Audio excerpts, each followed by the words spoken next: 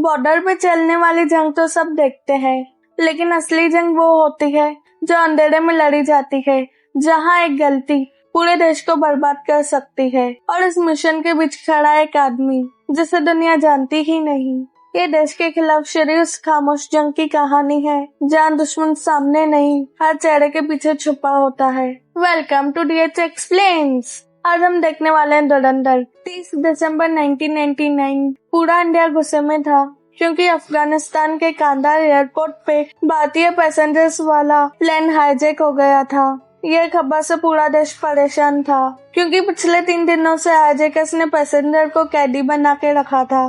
असल में 3 खूंखार आतंकवादी भारतीय जेल में बंद थे और उन्हीं की रिहाई के लिए ये प्लेन हाईजैक हुआ है। हाईजैकर्स के साथ बातचीत करने के लिए एयरपोर्ट पर भारतीय इंटेलिजेंस ब्यूरो के डायरेक्टर अजय सन्याल इंतजार कर रहे थे, और कुछ ही देर में वहाँ विदेश मंत्री देवारत कपूर भी आ जाते हैं। देवा अजय से कहते हैं, मैंने हर जगह कोशिश की पर इस समस्या का हल नहीं निकल सकता। प्रधानमंत्री पर भी काफी दबाव आ रहा है। पैसेंजर्स को बचाने के लिए हमें उन आतंकवादियों को छोड़ना ही होगा और इनको पैसे भी देने पड़ेंगे। अजय कहता है, आप मुझे कुछ दिनों का समय दीजिए, मैं कोई ना कोई इंतजाम करके सब संभाल लूंगा। हमें किसी भी आतंकवादी को छोड़ने की जरूरत नहीं और सब पैसेंजर को सही से ले आऊंगा। देवा कहता है, हमारे पास समय नहीं, जो करना है अभी करना होगा। अजय और देवा हाईजैकर से बात करने जाते हैं। वहाँ उन्हें खून के धब्बे दिखते हैं और हालात बहुत खराब थे। हाईजैकर्स ने वहाँ बेरहमी से एक पैसेंजर की हत्या कर दी थी। ये सब देखकर अजय को तो काफी गुस्सा आता है। उसके बाद अजय हाईजैकर के लीडर जहूर से बात करता है। अजय बताता है, प्रधानमंत्री से बात हो गई है और कल तीनों आतंकवादियों को आजाद कर दिया जाएगा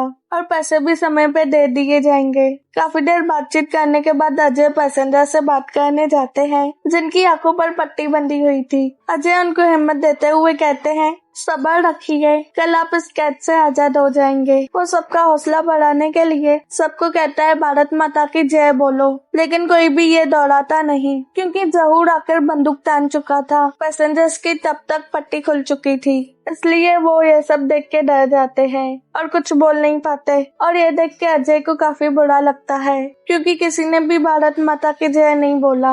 उसके बाद देवा और अजय वहाँ से चले जाते हैं। अजय एक सिक्योरिटी स्पेशल मीटिंग रखता है और आतंकवादियों को संभालने के लिए एक अनोखा प्लान बनाता है, लेकिन कोई उसका प्लान नहीं मानता। अजय को ये बात अच्छी नहीं लगती। साल 2001 का सीन दिखाया जाता है। 13 दिसंबर को एक अनजान गाड़ी इंडियन पार्लियामेंट में घुस जाती है। गाड़ी के अंदर एक हाईजैकर का आदमी दिखता है, यानी वो आतंकवादी 2 साल बाद फिर से अटैक करने आए थे। वो सीधा पार्लियामेंट पर हमला कर देते हैं। आतंकवादी गाड़ी से उतरते ही सिक्योरिटी पर गोलियां चलाने लगते हैं और साथ ही वो बम ब्लास्ट करते हैं। हमले में कई लोग मर जाते हैं। ये सब देख के अजय अब शांत नहीं रह पाता, इसलिए वो फिर से आतंकवादियों के खिलाफ अपना खास प्लान पर काम करना शुरू करता है। इस बार वो सीधा प्राइम मिनिस्टर से जाके बात करता है। उनको ये आइडिया अच्छा लगता है। अजय ने इस प्लान का नाम रखा था धुरंधर। ये प्लान काफी लंबा है, इसलिए प्राइम मिनिस्टर थोड़े चिंतित हैं ये प्रोजेक्ट सफल होगा भी कि नहीं। अजय कहता है, हमारे पास और कोई दूसरा रास्ता नहीं, देश के लिए इतना रिस्क तो लेना ही पड़ेगा। 2004 में हमें हमजा नाम का एक आदमी दिखाया जाता है। हमजा अफगानिस्तान से पाकिस्तान जाता है। वो पाकिस्तान के लियारी जाता है। कहा जाता है लियारी इतनी ताकतवर जगह है, अगर कोई लियारी पर एक बार कब्जा कर ले तो पूरी कराची पर कंट्रोल पा लेता है। हमजा का लियारी के आलम जो उसके साथ कोई कनेक्शन था, वो उसके पास जाके काम मांगता है, लेकिन आलम उसे कहता है यहाँ कोई काम नहीं और वो उसे भगा देता है। हमजा उस वक्त चुपचाप चले जाता है, लेकिन रात को वो फिर से वहीं आ जाता है। आलम अपनी दुकान बंद कर रहा था, तब वहाँ कुछ गुंडे आके हमजा को मारने लगते। तब वहाँ पुलिस पेट्रोलिंग पे आती है और गुंडे वहाँ से भाग जाते हैं। अगले दिन आलम हमजा को खाने के लिए कुछ देता है और पहनने के लिए कपड़े। हमजा खुद को बलोच बताता है। बलोचिस्तान में रहने वालों को बलोच कहते हैं। आलम हमजा को अपने दुकान पे काम पे रख लेता है। हमजा वहाँ बहुत मेहनत से काम करता है और देखते ही देखते 1 साल गुजर जाता है। हमजा को तब याद आता है वो यहाँ एक मकसद से आया है। उसका असली मकसद लियारी पर राज करना करना है। आलम को हमजा के इरादों के बारे में सब पता था, इसलिए वो उसे कहता है अगर तुम्हें अपना मकसद पूरा करना है तो तुम्हें लियारी के किसी बड़े गैंग में जुड़ना होगा। आलम उसे बताता है यहाँ 2 बड़ी गैंग है। रहमान डकैत की गैंग से सब डरते हैं और दूसरी गैंग अरशद, पप्पू और बाबू डकैत की है। और वो उसे बताता है रहमान डकैत भी एक बलोच है, इसलिए अगर हमजा एक बार रहमान डकैत की गैंग में शामिल हो जाए तो सबसे अच्छा होगा। लेकिन हमजा को समझ नहीं आता रहमान और बाबू डकैत के बीच में रिश्ता क्या है, क्योंकि दोनों के नाम में डकैत है। तब आलम बताता है बाबू डकैत रहमान डकैत का सौतेला बाप है। जिस दिन रहमान को अपने माँ और बाबू के रिश्ते के बारे में पता चला उसी दिन उसने अपनी माँ की बेरहमी से हत्या कर दी। रहमान एक बहुत खतरनाक आदमी है, लेकिन हमजा को अपने मकसद के लिए उसके गैंग में जाना ही होगा। कुछ दिनों बाद दिखाया जाता है आलम को एक शादी में ऑर्डर मिला था। हमजा को किसी तरह पता चलता है रहमान डकैत के बच्चों पे हमला होने वाला है। आलम को ये बात किसी रिजवान नाम के आदमी ने बताई थी, इसलिए वो हमजा की मुलाकात रिजवान से करवाता है। रिजवान बाबू डकैत की गैंग में काम करता है, वो भी किसी खास मकसद से आया है। इसे भी आलम ने ही बाबू की गैंग में शामिल करवाया था। रिजवान या गैंग की पूरी खबर आलम को देता है। हमजा के लिए ये बहुत बड़ा मौका था। अगर वो किसी तरह रहमान के बेटे को बचा लेता है वो बहुत आसानी से रहमान की गैंग में घुस सकता है। अगले दिन रहमान के दोनों बेटे शादी में आते हैं। प्लान के मुताबिक बाबू के लोग उन पे हमला करते हैं। उस वक्त हमजा भी पहुंच जाता है और रहमान के बेटे को बचाने के लिए उन गुंडों से बढ़ जाता है। हमजा पूरी ताकत से लड़ता है, लेकिन वो रहमान के बड़े बेटे को नहीं बचा पाता। हमलावर उसे बेरहमी से मार देते हैं। हमजा किसी तरह रहमान के छोटे बेटे फैजल को बचा लेता है। हमजा बड़े बेटे को भी तुरंत हॉस्पिटल ले जाता है, लेकिन डॉक्टर बताते हैं उसकी मौत काफी पहले हो चुकी थी। हॉस्पिटल में रहमान आता है। वैसे तो वो एक खतरनाक आदमी है, लेकिन अपने बेटे की मौत देखकर वो पूरी तरह से टूट जाता है। वो फैसल को गले लग के फूट फूट के रोने लगता है। वो उसे बताता है हमजा ने हमारी जान बचाई। रहमान हमजा को पैसे देता है, लेकिन हमजा पैसे लेने से मना कर देता है।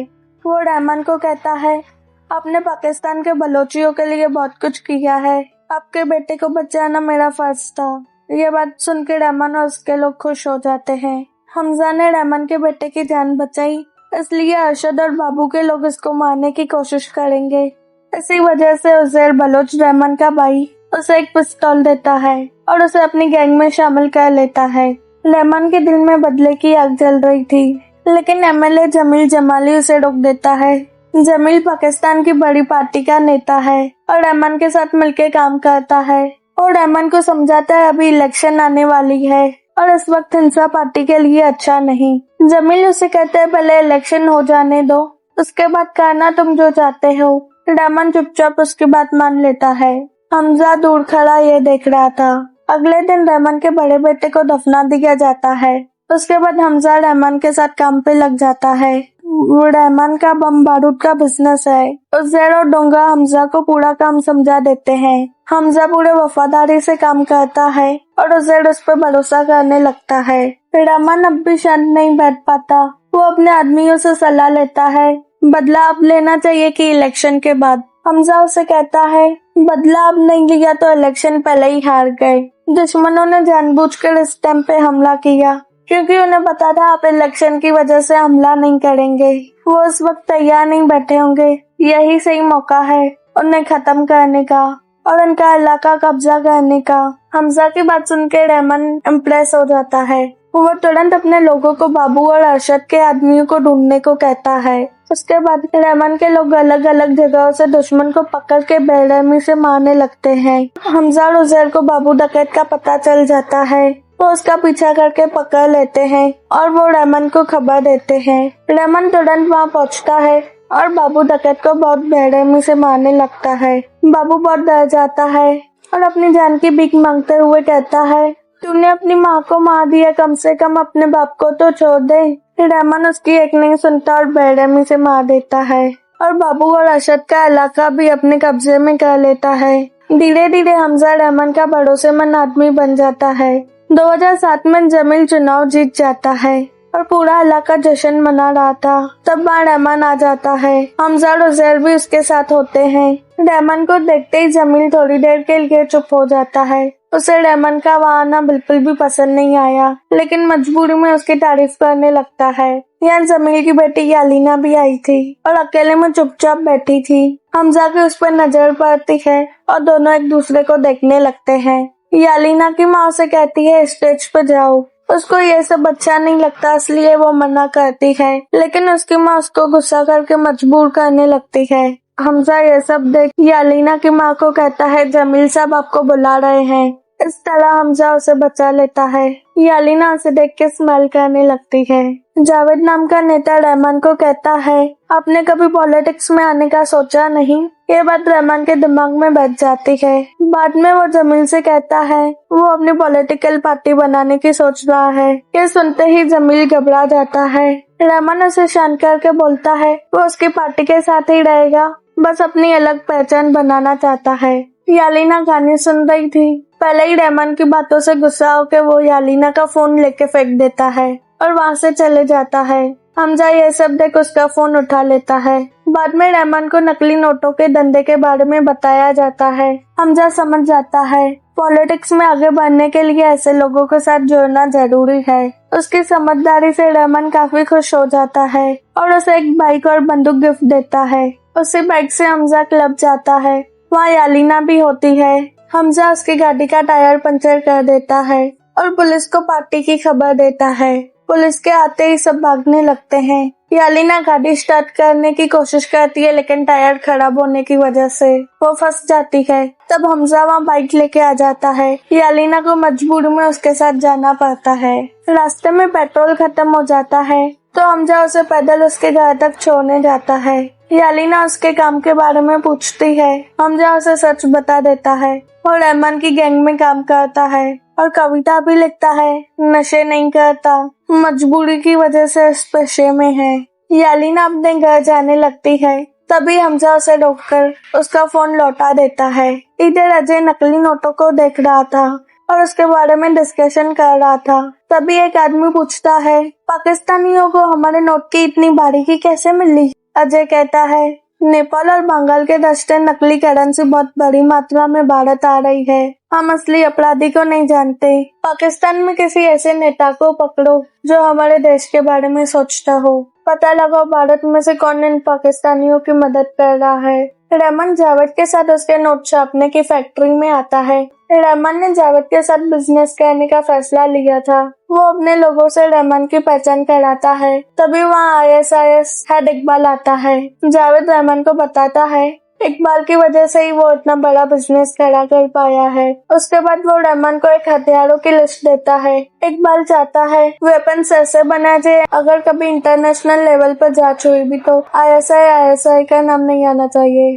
उजैर उसे कहता है जब तक हमें पता नहीं चलेगा ये बंदूकें कहाँ इस्तेमाल हो रही है, तब तक हम डील नहीं करेंगे। जावेद का आदमी उसे कहता है आप हमें बंदूक देंगे और हम आपको पैसे, उससे ज्यादा आपको कुछ जानने की जरूरत नहीं। इकबाल उन्हें 3 अक्टूबर तक बंदूक देने को बोलता है। जावेद रहमान को उसके लिए राजी करने की कोशिश करता है। आखिरकार रहमान मान जाता है। रहमान के जाने के बाद जावेद जमाली को फोन करता है। वो उसे कहता है रहमान आपसे लियारी छीनना चाहता है, इससे आपकी इज्जत और कुर्सी दोनों चली जाएगी, समझ रहे हैं ना।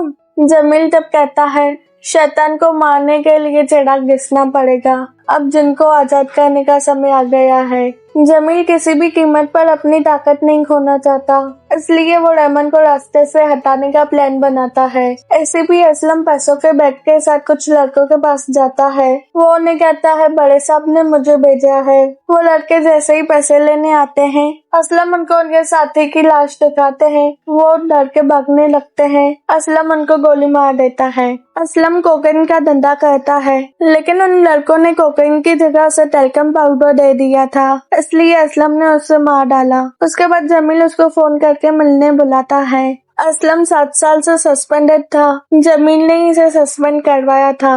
अब रहमान को खत्म करने के लिए असलम को दोबारा नौकरी पे रखने का ऑफर देता है। हमजा को रहमान का जावेद के साथ गन्स का बिजनेस करना पसंद नहीं आया। वो उसे कहता है, आप अपने कौम के साथ गद्दारी कर रहे हैं, आप उन लोगों के साथ हाथ मिला रहे हैं जो हमारी कौम को बर्बाद कर रहे हैं। रहमान गुस्से में आ जाता है और उसे कहता है, तू मुझे मत सिखा, मैंने अपना बच्चा खो दिया, अगर बदले में कुछ हासिल कर भी लिया तो तुझे क्या परेशानी है। उसे हमजा को वहाँ से जाने को बोलता है। हमजा ये सारी बातें आलम को बताता है। उसको भी ये मामला बड़ा गड़बड़ लगता है। उसके बाद रहमान बलूचिस्तान के एक विरोधी नेता शिरेनी से मिलने जाता है और रहमान का स्वागत करता है। रहमान उसे जावेद की दी हुई हथियारों की लिस्ट देता है। वो कहता है, हथियार जल्दी तैयार करो। शिरेनी मान जाता है। ये हथियार 3 अक्टूबर को इकबाल को दिए जाएंगे। वो इंडिया पे हमला करने वाला है। असलम जमील के घर जाके कहता है, आपने जो काम दिया वो मैं नहीं कर पाऊंगा।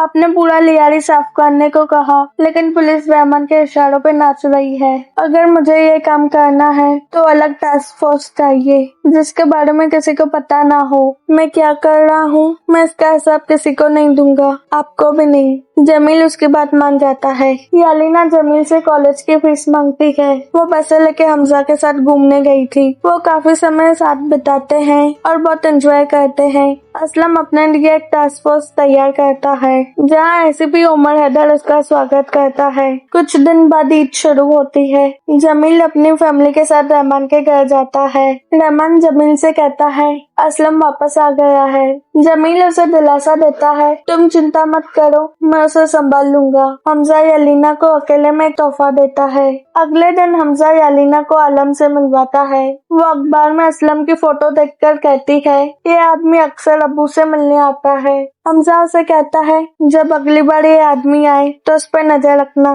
दिल्ली में अजय देवा को बताता है, जावेद और इकबाल ने दुबई में हमारे एक मंत्री और उसके बेटे के साथ मीटिंग करके एक बड़ी डील साइन की थी। वहाँ ये तय हुआ था कि भारत भी अपने नोटों का मटेरियल उसी ब्रिटिश कंपनी से खरीदेगा जहाँ से पाकिस्तान खरीदता है। नकली नोटों का सारा मटेरियल उसी कंपनी से पाकिस्तान के पास जा रहा है।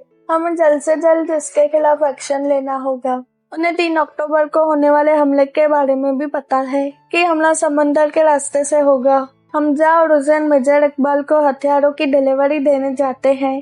रहमान को भी साथ जाना था, लेकिन अचानक से उसका बेटा बीमार हो जाता है और वो उसे हॉस्पिटल ले जाता है। हथियार देने के बाद इकबाल हमजा को एक कमरे में ले जाता है। वहाँ एक आदमी को बहुत टॉर्चर किया गया था। इकबाल हमजा से कहता है, 3 अक्टूबर को एक हमला होने वाला है, लेकिन इंडिया को इसके बारे में पता चल गया। जिस आदमी को वो टॉर्चर कर रहा था वही इन्फॉर्मर था। इकबाल उसे बेरहमी से सजा दे रहा था। ये देख के हमजा डर जाता है। उसे बहुत बुरा लगता है, लेकिन वो कुछ कर नहीं पाता। अब जैसे कि आपको पता चल गया होगा, असल में हमजा कराची पे राज करने नहीं, वो भारत के जासूस के तौर पे आया था और दुकान का मालिक आलम भी उसके साथ मिला हुआ है। इधर रहमान अपने बेटे को लेकर हॉस्पिटल जा रहा था, लेकिन तभी बीच रास्ते में उन पर हमला हो जाता है और ये हमला एसीपी असलम ने करवाया। असलम वहाँ सबको मार देता है और रहमान को गाड़ी से बाहर आने को कहता है। रहमान अपने परिवार को बचाने के लिए गाड़ी से निकल आता है और अपनी पत्नी को कहता है, बेटे को हॉस्पिटल लेके जाओ। असलम रहमान को पकड़ के ले जाता है और उसे बहुत मारता है। ये खबर हमजा और उजैर को मिल जाती है। हमजा को पक्का पता था असलम रहमान का एनकाउंटर कर देगा, इसलिए वो किसी भी तरह रहमान को बचाने में जुट जाता है। उसे ये भी समझ आता है रहमान के घर का कोई आदमी असलम के साथ मिला हुआ है। हमजा तुरंत घर लौटता है और उस गद्दार को बुरी तरह मार के पूछता है, रहमान कहाँ है? लेकिन बदकिस्मती से वो आदमी कुछ नहीं जानता। उसे जमील को फोन करके कहता है, असलम रहमान को ले गया। जमील उसे कहता है, तुम चिंता मत करो, मैं देखता हूँ। फिर वो फोन काट के कुछ नहीं करता। आखिर में उसने ही तो असलम को रहमान को मारने के लिए भेजा था। हमजा को शुरू से जमील पर शक था, इसलिए वो सब समझ जाता है कि जमील कुछ नहीं करेगा। हमजा यालीना को फोन करता है और कहता है, तुम जहाँ भी हो अभी मेरे घर जाओ और फोन बंद कर दो। जब तक मैं ना लौटूं तुम घर से मत निकलना। उसके बाद हमजा जमील को फोन करके एक वीडियो भेजता है जिसमें जमील, असलम और अरशद पप्पू एक साथ बैठ के बात कर रहे थे। उन्हें रहमान का कटा हुआ सर चाहिए। ये वीडियो हमजा को यालीना ने ही दिया था। हमजा उसे ब्लैकमेल करता है, 1 घंटे के अंदर रहमान भाई सही सलामत चाहिए, वरना तेरा वीडियो जाएगा न्यूज वालों के पास और अब तेरी बेटी की जान मेरे हाथों में है। जमील बुरी तरह से डर जाता है और अपनी बेटी को ढूंढने लगता है, लेकिन वो घर में नहीं थी। जमील घबराकर असलम को फोन करता है और उसे रहमान को तुरंत छोड़ने के लिए कहता है, लेकिन वो नहीं मानता। जमील के पास कोई रास्ता नहीं बचता। वो हमजा को फोन करके कहता है, असलम मेरी बात नहीं मान रहा। हमजा जमील से असलम की टास्क फोर्स का पता लगाता है और उनकी ऑफिस जाके उनको टॉर्चर करने लगता है। वो उसका वीडियो बनाकर असलम को बेचता है। इसके बाद असलम मजबूर होकर रहमान को छोड़ देता है।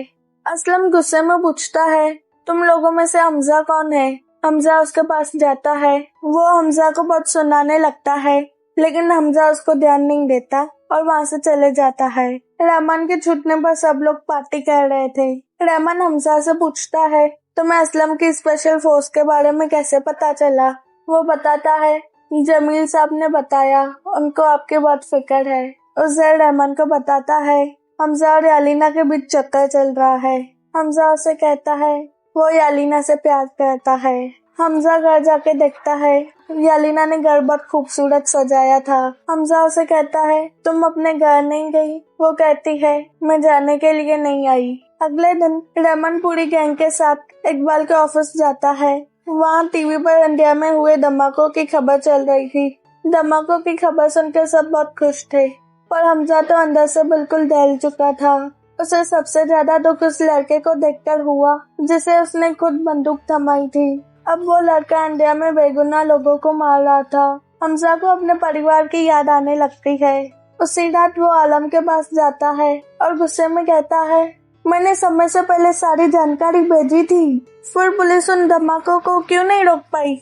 आलम बताता है, जानकारियों के हिसाब से धमाका 3 दिसंबर को होने वाला था, पर उन्होंने प्लान बदलकर 26 नवंबर को ही धमाका कर दिया। हमजा गुस्से में पागल हो जाता है और बोलता है, मैं रहमान, इकबाल किसी को नहीं छोड़ूंगा। आलम उसे फिलहाल शांत होने को कहता है। हमजा एक डायरी लेकर घर जाता है। यालीना उसे शक की नजर से देखती है और झगड़ा करने लगती है। उसे लगता है हमजा किसी और लड़की के साथ था। गुस्से में वो हमजा को थप्पड़ मारती है। हमजा भी चिढ़कर कहता है, मैं पूरी कराची पे राज करना चाहता हूँ, साथ रहना है तो रहो, वरना दरवाजा खुला है। यालीना जाने लगती है, फिर रुक के वो दरवाजा बंद कर देती है और बोलती है, अगर अगली बार घर छोड़ जाने की धमकी दी तो तुम्हें नींद में जला दूंगी। हमजा इमोशनल होकर उसे गले लगा लेता है। अगली शाम एक बहुत बड़ी मीटिंग होती है जहाँ जमील और रहमान मौजूद थे। जमील को पूरा भरोसा था चुनाव का टिकट उसे मिलेगा, पर मंत्री रहमान का नाम लेता है। जमील का चेहरा उतर जाता है। उधर असलम गुस्से में अपना टीवी तोड़ देता है।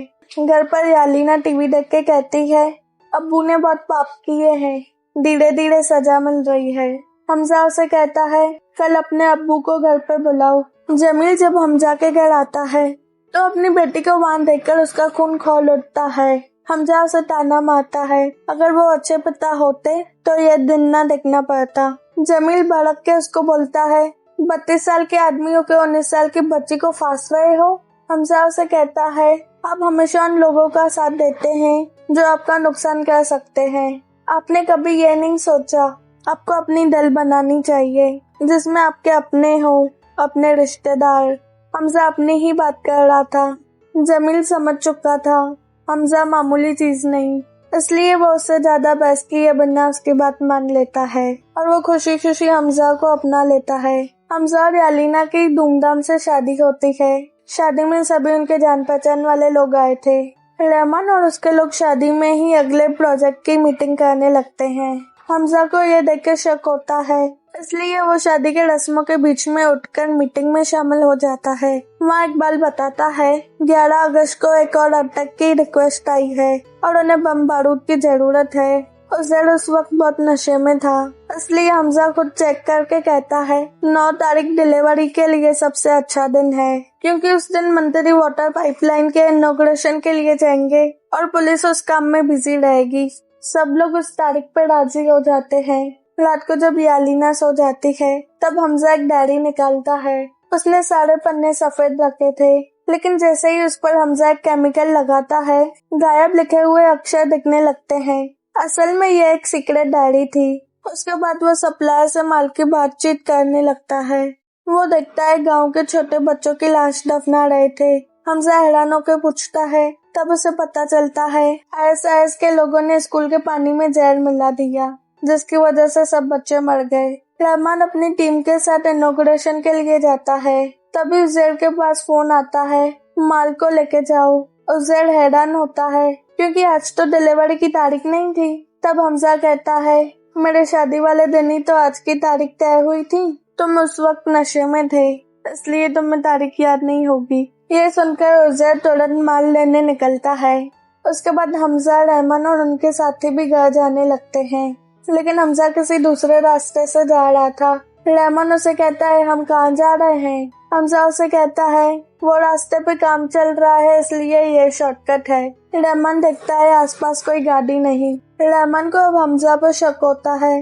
वो हमजा को गाड़ी रोकने को बोलता है, उसको बाथरूम जाना है। हमजा उसे कहता है कंट्रोल करें और गाड़ी की स्पीड बढ़ा देता है। रहमान समझ जाता है हमजा का इरादा कुछ और है। वो हमजा पे तुरंत हमला करता है। उधर कुछ ही दूरी पर असलम अपनी टीम के साथ रास्ता रोक खड़ा था। असल में हमजा ने उसके साथ पहले से ही मिलकर एक प्लान बनाया था। चलते चलते हमजा गाड़ी को सामने एक पाइप पे टकरा देता है। पाइप फटने से पानी निकलता है, तो उसे देखकर असलम को सिग्नल मिल जाता है और वो अपने टीम के साथ वहीं पहुंच जाता है। हमजा घायल हो गया था और रहमान बेहोश। हमजा वहां से भागने की कोशिश करता है। तब पता चलता है रहमान बेहोश नहीं हुआ था, वो नाटक कर रहा था। रहमान उसके पीछे आके उसको मारने लगता है। रहमान की गैंग और पुलिस की लड़ाई होने लगती है। रहमान हमजा को बहुत मार रहा था। हमजा को 26/11 की पूरी झलकें आती हैं और वो पूरी ताकत से रहमान को मारने लगता है। वहाँ असलम भी आ जाता है। हालांकि वो उसे जान से नहीं मारता, क्योंकि हमजा और असलम के बीच पहले से डील हुई थी। वो रहमान को पहले जिंदा रखेंगे, लेकिन असलम अपना गुस्सा काबू नहीं कर पा रहा था। वो रहमान को वहीं गोली मार देता है। ये देखकर हमजा उसे तुरंत हॉस्पिटल ले जाने लगता है। रास्ते में कोई गाड़ी उन्हें लिफ्ट नहीं दे रही थी। तभी एक ऑटो वाला उसकी मदद करने को तैयार हो जाता है। हमजा उस ऑटो वाले के सामने नाटक करता है, जैसे वो रहमान को बचाने के लिए तड़प रहा हो। वो उसे हॉस्पिटल ले जाता है, पर डॉक्टर चेक करते हैं, रहमान मर चुका है। उसके बाद मीडिया में ये खबर आग की तरह फैल जाती है। वो ऑटो वालों सबको बताता है हमजा ने आखिरी दम तक रहमान को बचाने की कोशिश की। रहमान की मौत की खबर इस तरह दिखाई जाती है कि इसकी गाड़ी में हथियार मिले थे, इसलिए पुलिस ने उस पर हमला किया और हमले में वो मर गया। ये सुनकर इकबाल और जमील परेशान होने लगते हैं, लेकिन कुछ कर नहीं पाते। रहमान की मौत के बाद धीरे धीरे उसके साथी के राज खुलने लगते हैं। असल में हमजा कोई बलोच नहीं, वो एक हिंदुस्तानी है। उसका असली नाम है जसकीरत सिंह रागी। वो असल में क्रिमिनल था। जिंदगी जीने के लिए उसके पास कोई मकसद नहीं था। अजय को भरोसा था जसकीरत ही इस मिशन के लिए सबसे सही आदमी होगा, और उसकी ये बात सच साबित हुई। आखिर में इनका ऑपरेशन धुरंधर सक्सेसफुल हुआ। अब हम नेक्स्ट वीडियो में देखेंगे पार्ट 2। आपको ये वीडियो कैसी लगी जरूर बताएं और अपना ख्याल रखें।